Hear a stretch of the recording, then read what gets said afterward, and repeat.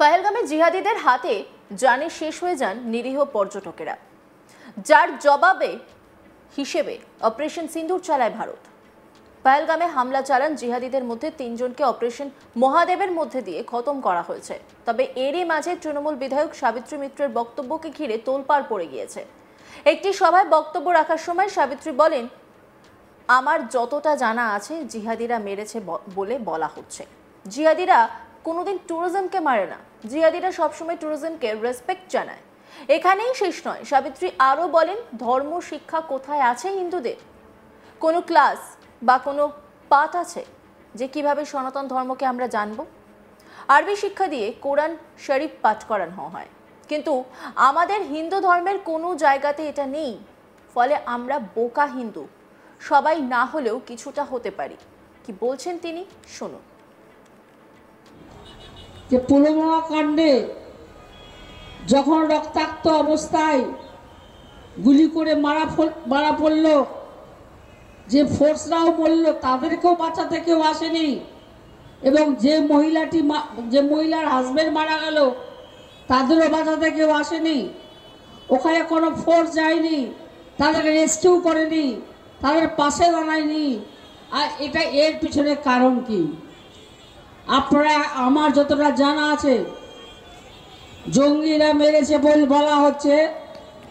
জঙ্গিরা কোনোদিন ট্যুরিজমকে মারে না, জঙ্গিরা সবসময় ট্যুরিজমকে রেসপেক্ট জানায়। তাহলে এই ট্যুরিজমগুলোকে মারল কারা? এখন অবধি তার তদন্ত পাবেন না। যে ধর্ম শিক্ষাটা কোথায় আছে হিন্দুদের? কোনো ক্লাস বা কোনো জায়গায় একটা পাঠ আছে যে আমাদের সনাতন ধর্ম কোথা থেকে উৎপত্তি, কিভাবে সনাতন ধর্মটাকে আমরা জানবো? হ্যাঁ, আরবি শিক্ষা দিয়ে কোরআন শরীফ পাঠ করানো হয়, কিন্তু আমাদের হিন্দু ধর্মের কোনো জায়গাতে এটা নেই। ফলে আমরা বোকা হিন্দু কিছুটা হতে পারি, সবাই না হলেও। সাবিত্রীর এহেন মন্তব্যের পরে তোলপাড় পড়ে গিয়েছে বিভিন্ন মহলে। অনেকেই প্রশ্ন তুলছেন, জিহাদিরা কোনোদিন ট্যুরিজমকে মারে না বলে যে মন্তব্য তিনি করেছেন তা কি স্লিপ অফ টাং, নাকি জেনে শুনে ভেবেচিন্তেই বলেছেন? এক্ষেত্রে যদি স্লিপ অফ টাং হয়ে থাকে তাহলে তিনি তার সংশোধন করলেন না কেন? আর যদি ভেবেচিন্তে এই মন্তব্য করে থাকেন তাহলে কিভাবে, কোন ভিত্তিতে এমনটা বললেন তিনি?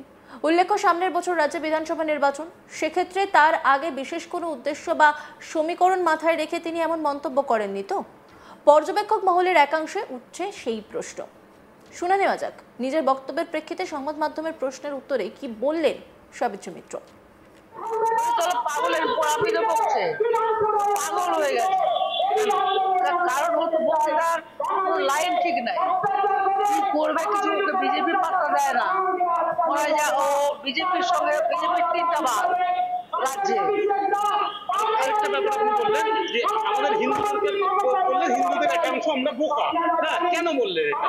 বোকা বলিনি, মুসলিমদের মধ্যেও গরিব মানুষ আছে, আমাদেরও গরিব মানুষ আছে। সবাই একটু শিক্ষা এখন পর্যন্ত ধর্মটাকে জানতে পারছে না। ধর্মটা যদি সবাই জানতে পারতো, বুঝতে পারতো, ক্লাসে পাঠ থাকতো, বাচ্চারা শিখতে পারতো, তাহলে ধর্মটাকে জানতে পারতো।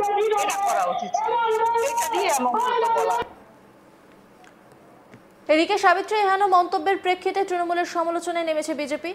শুনে নেওয়া যাক কি বললেন বিজেপি সাংসদ খগেন মুর্মু। টেরোরিস্টরা এখানে হচ্ছে যে যারা টুরিস্ট তাদেরকে মারে না। তো আমরা পহেলগামে কি দেখলাম, যেটা ঘটনা ঘটেছে, অর্থাৎ এই যারা আজকে যে পাকিস্তানি যারা টেররিস্ট, ওরা আমাদের এখানে টুরিস্টদের মারল। এবং এই ক্ষেত্রে তৃণমূল কংগ্রেসের তাদের অবস্থানটা কোথায়? তারা কি বলেছে? অর্থাৎ তৃণমূল কংগ্রেস তো চিরদিনই এরা হচ্ছে যে তুষ্টিকরণের রাজনীতি করেছে। এখানে বাংলাদেশি এবং এখান থেকে সমস্ত যারা সন্ত্রাসবাদী আর যারা হচ্ছে যে আমাদের যারা বাংলাদেশ থেকে আসা যে সমস্ত যারা যে রোহিঙ্গা, তাদের নিয়ে এখানে রাজনীতি করেছে। তাদেরকে নিয়ে তারা এখানে সরকারে আসার জন্য তাদেরকে ব্যবহার করেছে, ভোট করেছে। তাই তাদের মাথার মধ্যে তো ওটাই থাকবে। আর এখানে তাদের কাছ থেকে আজকে ধর্মের কথা শুনতে হবে। যারা এখানে যে আমাদের হিন্দুদের উপরে আক্রমণ হচ্ছে, এখানে হিন্দু সনাতনী ধর্মের মানুষের উপরে আক্রমণ করছে। এই সমস্ত যারা রোহিঙ্গারা যারা আসছেন, যারা এখানে সন্ত্রাসবাদীরা আছেন, যাদেরকে দিয়ে আমাদের সমস্ত এখানকার যারা সনাতনী ধর্মের মানুষ তাদের উপরে আক্রমণ হচ্ছে। আমাদের রাজ্যে তৃণমূল কংগ্রেসের সরকার চলছে, এরা আক্রমণ করছে, তাদের বিরুদ্ধে কোনো ব্যবস্থা তারা করছে না। এদের কাছ থেকে ধর্মের কথা শুনতে হবে। আসলে এরা কোনো ধর্ম টর্ম এটা বোঝে না, অর্থাৎ এরা এখানে এটুকুই বোঝে চেয়ারটাকে ধরে রাখতে হবে। তার জন্য আমাদের তুচ্ছীকরণ করতে হবে, আমাদের সন্ত্রাসবাদীদের ব্যবহার করতে হবে। এখানে আমাদের হিন্দুদের উপরে যদি দরকার হয় সেখানে আক্রমণ করতে হবে, এটা ওরাই করাচ্ছে। আমরা যা দেখেছি আমাদের এখানে মালদা জেলাতে, আমরা দেখেছি মালদা জেলার মধ্যে, আমাদের মুর্শিদাবাদের মধ্যে যেভাবে আক্রান্ত হয়েছে, বাড়িঘর ভাঙা হয়েছে, তাদের লুট করা হয়েছে, তাদেরকে বাড়ি থেকে বিতাড়িত করে দেওয়া হয়েছে। এটা তো তৃণমূল কংগ্রেস এগুলো করেছে, এদের মদত আছে। অর্থাৎ এদের কাছ থেকে কোনো ধর্ম এটা শোভা পায় না। অর্থাৎ আজকে এরা ওই তুষ্টিকরণের রাজনীতি করে করে পশ্চিম বাংলায় টিকে আছে।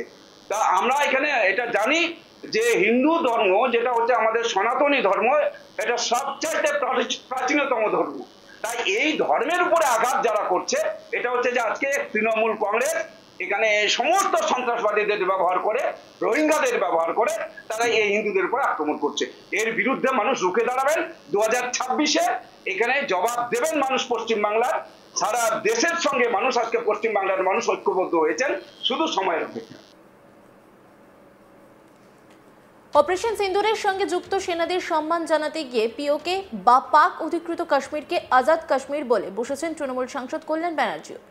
সংসদে বক্তব্য রাখার সময় কল্যাণ বলেন, আমি আমার দল অল ইন্ডিয়া তৃণমূল কংগ্রেসের তরফ থেকে প্রথমে আমাদের সমস্ত সেনাকর্মী, বীর জওয়ান, বায়ুসেনা, নৌসেনা বাহিনীর সকল সৈনিককে সম্মান এবং স্যালুট জানাই।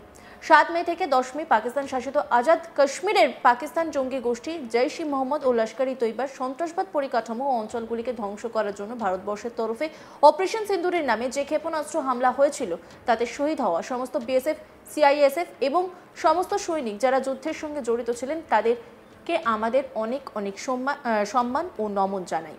কি বলেছেন তিনি শুনবো। আমি আমার দল অল ইন্ডিয়া তৃণমূল কংগ্রেসের তরফ থেকে প্রথমেই আমাদের সমস্ত সেনাকর্মী, বীর জওয়ান, বায়ুসেনা, নৌসেনা বাহিনীর সকল সৈনিককে সম্মান এবং স্যালুট জানাই। 7ই মে থেকে 10ই মে পাকিস্তান শাসিত আজাদ কাশ্মীরের পাকিস্তান জঙ্গি গোষ্ঠী জৈশ-ই মোহাম্মদ এবং লস্কর-ই তৈবার সন্ত্রাসবাদ পরিকাঠামো আর অঞ্চলগুলিকে ধ্বংস করার জন্য ভারতবর্ষের তরফে অপারেশন সিঁদুরের নামে যে ক্ষেপণাস্ত্র হামলা হয়েছে। অন্যান্য খবরের আপডেটের জন্য অবশ্যই নজর রাখুন আজ তাক বাংলার ইউটিউব স্ট্রিমিংয়ে। লাইক, কমেন্ট, শেয়ার এবং সাবস্ক্রাইব করতে ভুলবেন না।